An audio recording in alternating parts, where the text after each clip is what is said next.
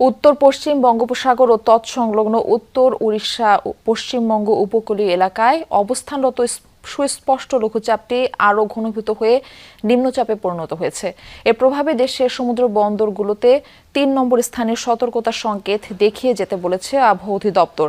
সব মাছ ধরা নৌকা ও ট্রলারকে পরবর্তী নির্দেশ না দেওয়া পর্যন্ত উপকূলের কাছাকাছি থেকে সাবধানে চলাচল করতে বলা হয়েছে। লঘুচাপটি পশ্চিম উত্তর পশ্চিম দিকে অগ্রসর হয়ে পরবর্তী ২৪ ঘন্টার মধ্যে উত্তর উড়িষ্যা উপকূল অতিক্রম করতে পারে। এর প্রভাবে সমুদ্র বন্দরসমূহ উত্তর বঙ্গোপসাগর ও তৎসংলগ্ন বাংলাদেশের উপকূলীয় এলাকার উপর দিয়ে ঝোড়ো হাওয়া বয়ে যেতে পারে বলেও জানান আবহাওয়া অফিস।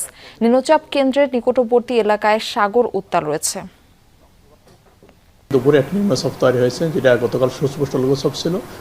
এর প্রভাবে সাগর উত্তাল থাকবে। বিশেষ করে 4টা যে সমুদ্র পোর্ট রয়েছে, আমরা 4টা সমুদ্র পোর্টকে 3 নম্বর স্থানীয় সতর্ক সংকেত দেখিয়ে যেতে বলা হয়েছে এবং সমস্ত মাছ ধরা নৌকা ট্রলারকে নিরাপদ আশ্রয়ে থাকতে বলা হয়েছে পরবর্তী নির্দেশনা দেওয়া পর্যন্ত। তবে যে নিম্নচাপটা রয়েছে এটা মৌসুমী নিম্নচাপ,